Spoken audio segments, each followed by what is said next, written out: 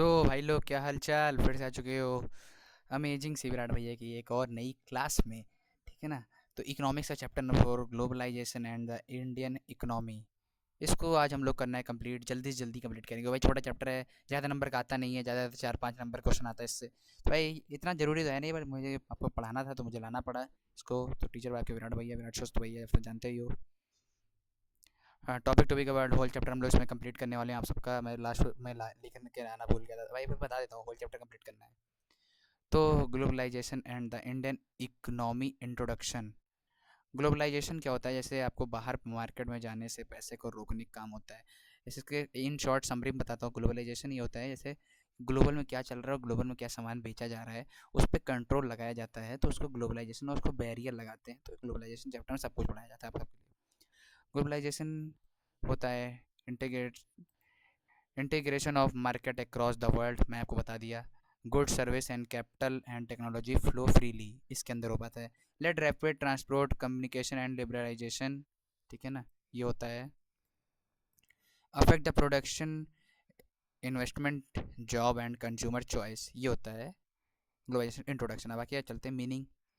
Process of interaction among the country. Globalisation में country से interaction होता है कि आप आपकी कंपनी, मतलब आपके सिटी में हम इतना बेचना चाह रहे हैं, मतलब चाइना से इतना सामान आपसे ले रहे हैं, तो आपकी सिटी में हम इतना बेच रहे हैं। ठीक है ना? तो ये होता है company operate the cross barriers. ठीक है ना? ये काम करती है कंट्री, काम होता है, यही होता है।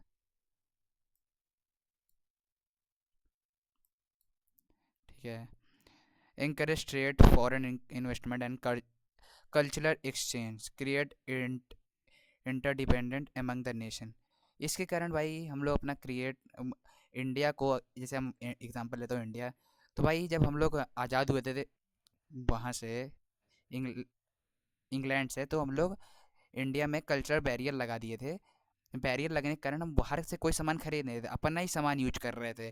तो इसके कारण जितनी भी बड़ी बड़ी अब इंडियन कंपनी डेवलप हुई है, तो भाई इसकी कारण हो पाई। और बाहर से फिर जब हम उसको हटाए थे 1970s के बाद, तो उसके बाद हम लोग और पैसे कमाना शुरू करे। इंडिया में तो कमाई कमा रहे थे, बाहर जाके भी कमाना शुरू करे हम लोग पैसे।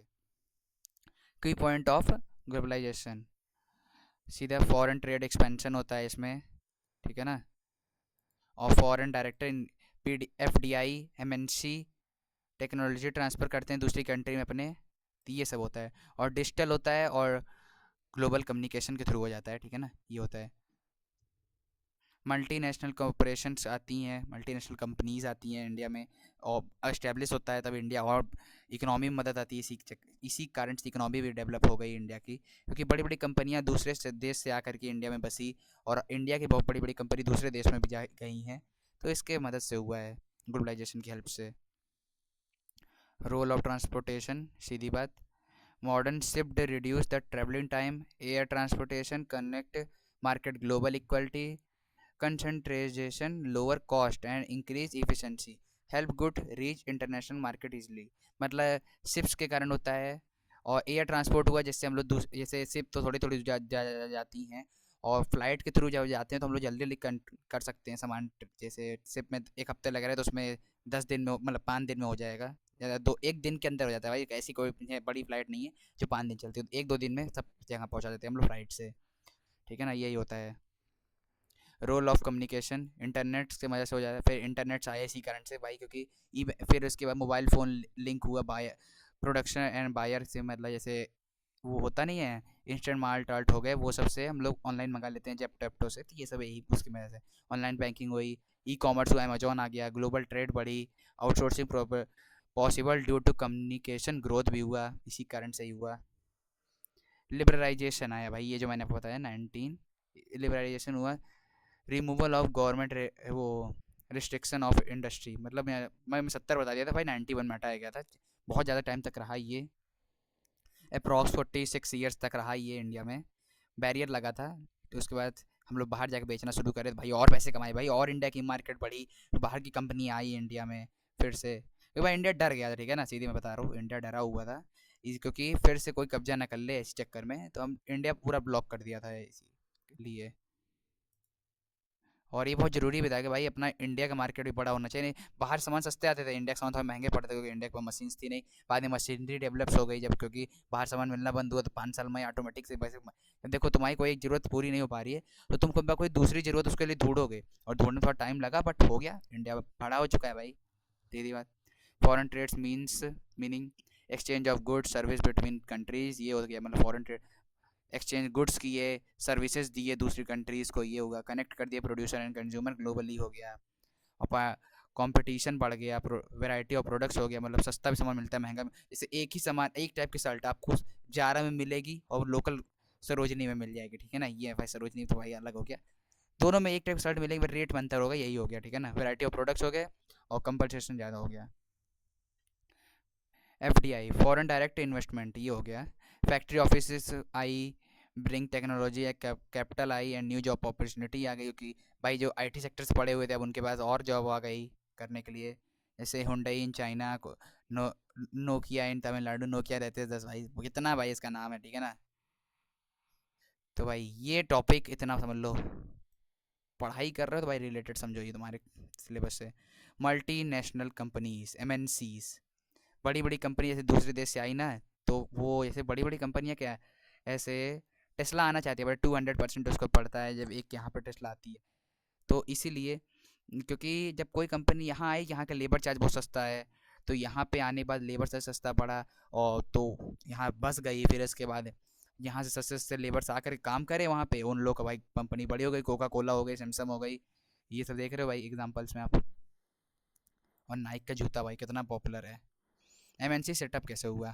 Look for skilled and unskilled labours, भाई क्योंकि दोनों को देखे, जो ज़्यादा अच्छा काम करते थे मतलब जो पढ़े लिखे थे उनको मैनेजर, और जो कम पढ़े लिखे थे भाई उनको चलो तुम ये वाला सामान उठाना काम शुरू करो। अभी भी होता है, ठीक है ना। और government policy that support investments और good transportation and cheap cost of production ability of raw material. India के अंदर क्या फ़ायदा हो, क्योंकि इंडिया में रॉ मटेरियल, क्योंकि इंदिरा अपना कंपनी इतना बड़ा है इंडिया कि अब इसके अंदर इतने सारे लोग हैं कि उनको रॉ मटेरियल प्रोडक्ट तुरंत आ जाता है, आज ख़त्म हुआ तो कल दूसरा रॉ मटेरियल आ जाएगा। और पॉलिसीज़ के कारण सपोर्ट इन्वेस्टमेंट मिल गया उन लोगों को। और ट्रांसपोर्टेशन रोड रोड देख ही रहो कितनी अच्छी होती जा रही है इंडिया के टाइम टू टाइम, और भाई आगे 5-10 साल में और अच्छी रोड हो जाएंगी, ये फ़ायदा है। Impact of globalisation and production, product design in one country producing in other company, component source from different countries create global global supply chain efficiency. जैसे सैमसंग का फ़ोन है, एप्पल का फ़ोन, बस सॉरी एप्पल का phone है, वो Apple phone बनता है उसमें सैमसंग की डिस्प्ले पड़ती है, ठीक है ना। तो ये दो कंपनी, और सैमसंग मान चलो अमेरिका वाली इंडिया में भेज के बनवा रहे हैं, तो ये हो गया भाई ग्लोबल चैन बन गई कि हमको ये सामान इससे लेना है, इससे सामान उससे लेना है, ऐसे हो जाता है, ठीक है ना। प्रोडक्शन का इम्पैक्ट यही सब है पूरा, टोटल समझने के लिए बहुत सही है। Positive impact on India, more job opportunity, cheap and better qualities, grow of IT, BFO and service sectors, Indian company became global competitive. पहली बात तो देखो जॉब आ गई, मैंने बताया था ना जॉब आएगी इंडिया में सस्ते, और सामान सस्ता आ गया, IT सेक्टर ग्रो कर गया, इकोनॉमी में भाई बहुत बड़ा मेजर रोल प्ले करने लगे India. Impact on Indian consumer, wide choice, मतलब उनके पास अब देखो भाई इतनी चॉइस है भाई, आपको चैनल कितनी चॉइस है, मुझसे पढ़ना है मुझसे पढ़ोगे, नहीं दूसरे पढ़ना है दूसरे पढ़ोगे, ऐसे हो गया, ठीक है ना।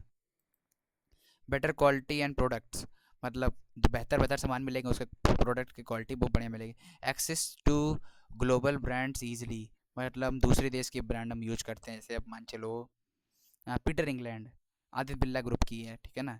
तो वो पीटर इंग्लैंड का जो नाम है इंग्लैंड से आता है, तो कुछ लोग सोचते हैं इंग्लैंड का है बट वो है इंडिया का। और दूसरे देश में जाता है तो सोचते हैं मेरी देश का है, इंग्लैंड में गया तो इंग्लैंड सोचेंगे मेरी देश का है तो वो खरीदेगी, ठीक है ना। ऐसे निगेटिव इम्पैक्ट्स, भाई छोटी कंपनियों को स्ट्रगल करना पड़ा, MNC डोमिनेट कर गई, मल्टीनेशनल कंपनी डोमिनेट कर गई फिर से, और जॉब इनसिक्योरिटी आई, इन ऑर्गेनाइज सेक्टर बन गया, प्रॉफिट है to go to foreign companies, मतलब सस्ता सामान बना रहे थे फॉरेन कंपनी वाले, टिकाऊ नहीं था ज़्यादा, तो भाई सस्ता सामान सोचे, इंडिया वाले सस्ता सामान ढूंढते हैं, तो भाई मम्मी लोग बाहर निकलेंगी तो भाई इनको सस्ता सामान अच्छा लगेगा कि भाई महंगा सामान तो बेच रहा है वो महंगा लगेगा, मतलब वो अच्छा लगेगा, भाई सस्ता सामान सबको अच्छा लगता है, ठीक है ना। इस कारण से ये दोनों पॉइंट बहुत ज़रूरी हैं। Globalisation and Indian companies became MNCs, Tata Motor, Infosys, ये सब हुआ। इम्प्रूव टेक्नोलॉजी एंड मैनेजमेंट में हुआ हम लोग का। Improve export to other countries हुआ, हाई इन्वेस्टमेंट इन R&D हो गया, ये भी बहुत ज़रूरी है। भाई मैं रियलिटी बताऊँ, पूरा चैप्टर भाई इसको चैप्टर 4 नंबर का है, बट इसको तुम 4 नंबर की नज़र से मत पढ़ना, इसको तुम अपनी जानकारी के लिए पढ़ो भाई, बहुत काम आएगा बाद में, जीके के भी काम आ जाता है इसका तुम्हें चीज़। WTO भाई ये थोड़ा सा उस चैप्टर से मैं थोड़ा बाहर का लेके आया हूँ, बट ज़रूरी था इसलिए मैंने लेते आया। वर्ल्ड ट्रेड ऑर्गेनाइजेशन, ठीक है ना, इंश्योर ग्लोबल ट्रेड रूल्स, मतलब मतलब एक वर्ल्ड वाइड रूल्स बने कि आप इतनी ही मर्यादा में बेच सकते हैं सामान, उसका आप वो नहीं कर सकते, एक बैरियर टाइप का होता है, ठीक है ना। इंडियन मेंबर्स इन 1995 में जुड़ गए, encourage free trade, global trade rules, ये सब आया, ठीक है ना। Bias towards develop nation, outsourcing, ये नहीं है भाई, इसको हटाना चाहिए मेरे ख्याल से। बस अभी मैं इतनी बड़ी आपको कंक्लूजन, हाँ चलो ठीक है, ये दोनों मैं बता देता हूँ आपको, वैसे भी ये आपके नहीं है तभी मैं बता रहा हूँ आपको, क्योंकि भाई काम का है। पहली बात, step step toward fair globalization, fair wages for worker, government support for small industries, strict rule and safe work condition, international cooperation for equalities, ये सब भाई ज़रूरी चीज़ें थी, ठीक है ना। फेयर वेजेस मिलना चाहिए, स्मॉल कंपनी को भी सपोर्ट करो इंडियन गवर्नमेंट, स्ट्रिक्ट रूल्स का फॉलो किया जाए, और सेफ वर्क कंडीशन हो, मतलब सबके लिए इन्वायरमेंट भी सेफ होना चाहिए। इंटरनेशनल जो इंटरनेशनल कॉपरेशन होता है उसका भी इक्वलिटी ही मिलनी चाहिए इंडिया की कंपनी जैसे। Conclusion, globalization has both benefits and challenges. India gains toward technology and global market. India needs fair rules, protect local, हाँ भाई ये बहुत ज़रूरी चीज़ है, पॉइंट बाई सपोर्ट करता हूँ। Balance the globalization bring long term development, भाई ग्लोबलाइजेशन से थ्रू ही लॉन्ग टर्म आपको होता है सब चीज़, ठीक है ना। ये पॉइंट हमेशा याद रखना का। इसके बाद ख़त्म करते हैं होल चैप्टर, रिवाइज कर लेना एक बार फिर से, वीडियो देख रहे हो देख लो, नहीं तो एक बार NCERT को हार्ड से रीड करो, रफली रीड करो, जैसे करना करो, ठीक है। रिवाइज कर लो पूरा चैप्टर एक बार फिर से, और एक बार लिख के देखो भाई सारे नोट्स, एक बार जब एक दो बार आप लिखोगे ऑटोमेटिक समझ में आ जाएगी चैप्टर कैसे, छोटा चैप्टर याद लिखना पड़ेगा नहीं आपको, नोट साथ साथ बनाया करो। और थैंक यू, बाय बाय, मिलता हूँ किसी अमेजिंग सी नई क्लास में।